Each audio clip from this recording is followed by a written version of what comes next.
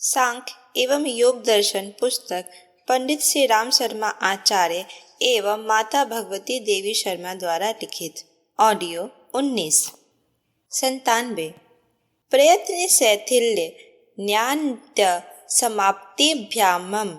सूत्रार्थ: प्रयत्नी शैथिल्य न्यान्तम समाप्तिभ्यामम। उपयुक्त आसन प्रयत्न की शिथिलता से तथा अनंत परमात्मा में मन लगाने से सिद्ध होता है।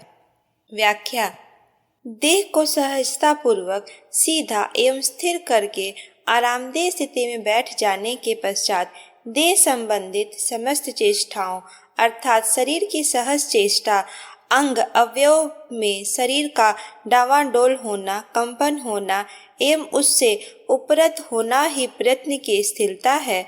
अनंत परमात्मा में मन को पूरी तरह से तल्लीन कर देने से ही आसन सिद्ध होता है। परमेश्वर में तद्रूप हो जाने से योगी अपने आप को विस्मृत हुआ सा जानकर दीर्घ काल एवं सुखपूर्वक प्रतिष्ठित हो सकता है।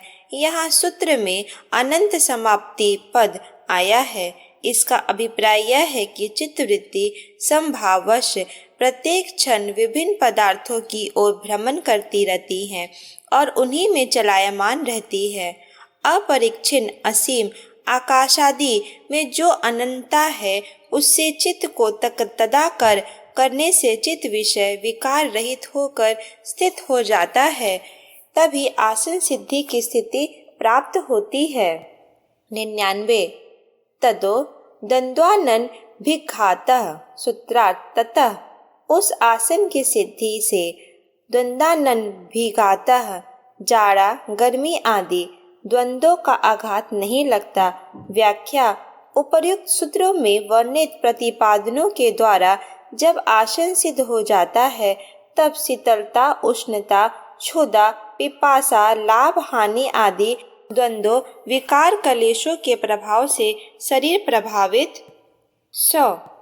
तस्मिन् सति श्वास प्रश्वास योग गति विच्छिन्नः प्राणायाम। सूत्रार्थ: तस्मिन् सति उस आसन की सिद्धि होने के बाद श्वास प्रश्वासों श्वास और प्रश्वास की गति विच्छेद गति का स्थिर हो जाना प्राणायाम कहलाता है।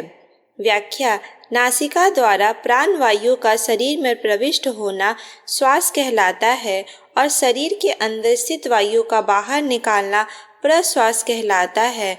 श्वास प्रश्वास इन दोनों की गतियों के प्रवाह का रुक जाना अर्थात प्राण वायु के आवागमन रूप क्रिया का बंद हो जाना ही प्राणायाम का सामान्य लक्षण कहलाता है। प्राणायाम के 3 भेद कहे गए हैं। 1. बाह्य वृत्ति रेचक, 2. अभ्यंतर वृत्ति पूरक और 3. स्तंभ वृत्ति अर्थात अंतः कुंभक एवं बाह्य कुंभक। यहाँ सूत्र में प्राणायाम का संपन्न होना आसन की सिद्धि के पश्चात कहा गया है। इसे यह प्रकट होता है कि आसन की सिद्धि का अभ्यास किए बिना ही जो साधक प्राणायाम करते हैं वह उचित नहीं है। प्राणायाम का अभ्यास करने से पूर्व आसन की स्थिरता परम आवश्यक है। अतः स्थिर सुखासन पर आसीन होने के पश्चात ही प्राणायाम का अभ्यास करना चाहिए, तभी सफलता मिलती है। उपर्युक्त प्राणायाम के लक्षणों को समझने के लिए यहाँ सूत्र में प्राणायाम के 3 प्रकार कहे गए हैं।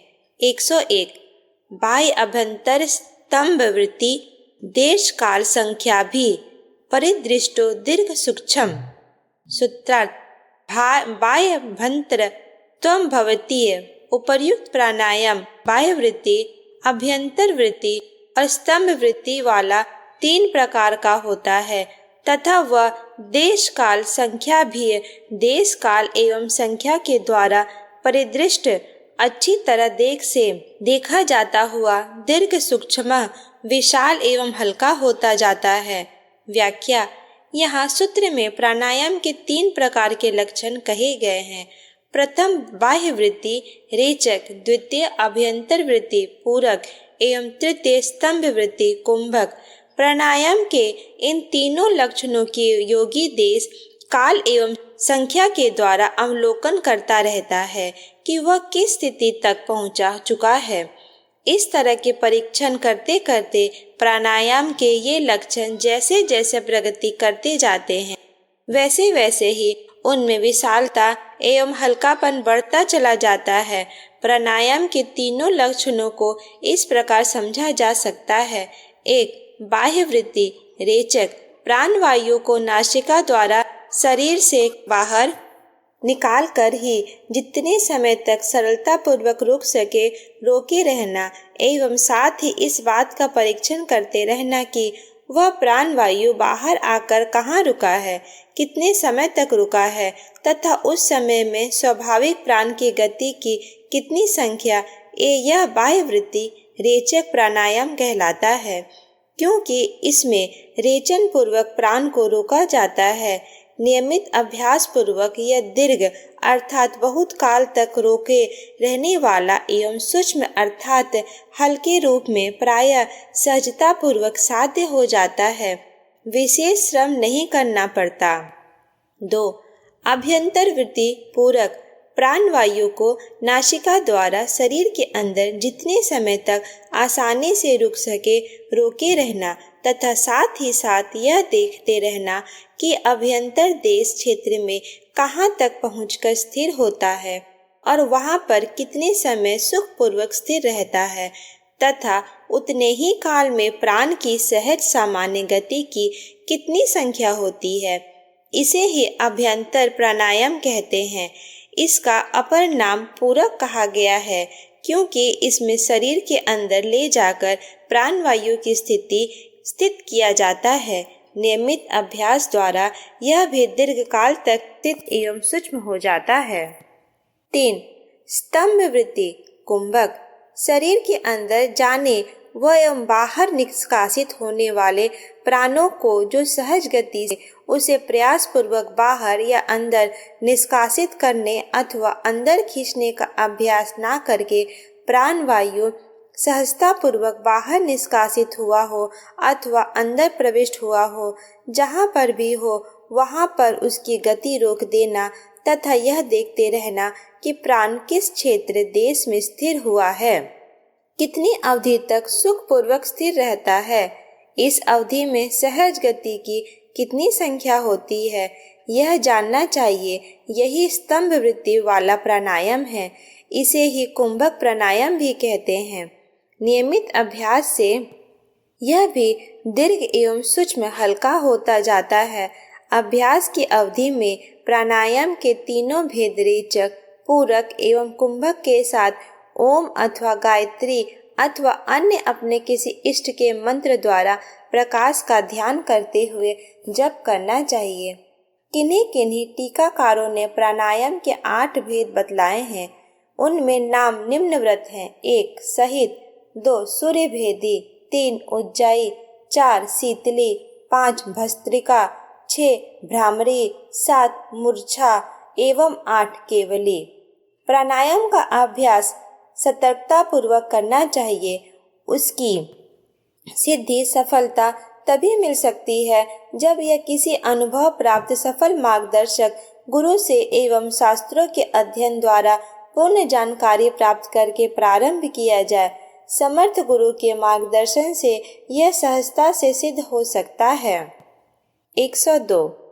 बाह्यभंतर विषयक्षेपी चतुर्थ सूत्रार्थ बाह्य अभ्यंतर विषयक्षेपी बाहर एवं भीतर के विषयों का परित्याग कर देने से अपने आप होने से चतुर्थ यह चौथा प्राणायाम है। व्याख्या यह चतुर्थ प्राणायाम पूर्व सूत्र में वर्णित 3 तरह के रेचक, पूरक एवं कुंभक प्राणायामों के सर्वथा पृथक हैं। सूत्रकार ने यही तथ्य प्रदर्शित करने के लिए यहाँ सूत्र के चतुर्थ पद का प्रयोग किया है। बाह्य एवं अंतः के विषय में चिंतन का परित्याग कर देने से अर्थात इस अवधि में प्राण बाहर निष्कासित हो रहे हों अथवा अंदर गमन कर रहे हों अथवा गतिशील हो या स्थिर हो, इस तरह की जानकारी वह स्वतः परित्याग करके और मन को अपने इष्ट के ध्यान में विलीन कर देने से देश, क्षेत्र, काल एवं संख्या के ज्ञान के अभाव में स्वयं वे मेव जो प्राणों की गति जिस किसी भी क्षेत्र में रुक जाती है, वही यह चतुर्थ प्राणायाम है। यह सहज ही आसानी से होने वाला राजयोग का प्राणायाम है। इस प्राणायाम में मन की चंचलता शांत होने के कारण स्वयं ही प्राणों की गति रुक जाती है और पूर्व सूत्र में वर्णित रेचक, पूरक एवं कुंभक प्राणायामों से प्रयासपूर्वक प्राणों की गति को स्थिर करने का अभ्यास करते करते प्राणों की गति का निरोध हो जाता है। यही इस चतुर्थ प्राणायाम की विशिष्टता है। अब प्राणायाम के फल का वर्णन किया जा रहा है। 103 ततः क्षीयते प्रकाश वर्णम। सूत्रार्थ ततः उस प्राणायाम के अभ्यास से प्रकाश वर्णम प्रकाश ज्ञान का आवरण छिन्न हो जाता है।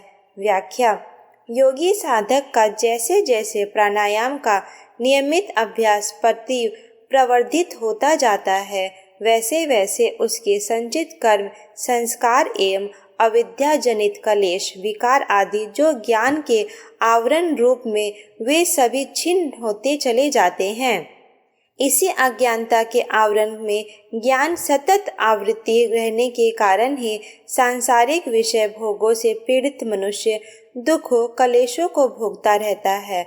अतः जब कलेश संचित व्याख्या योगी साधक का जैसे जैसे प्राणायाम का नियमित अभ्यास प्रवर्धित होता जाता है, वैसे वैसे उसके संचित कर्म, संस्कार और अविद्या जनित कलेश, विकार आदि जो कि ज्ञान के आवरण रूप हैं, वे सभी छिन्न होते चले जाते हैं।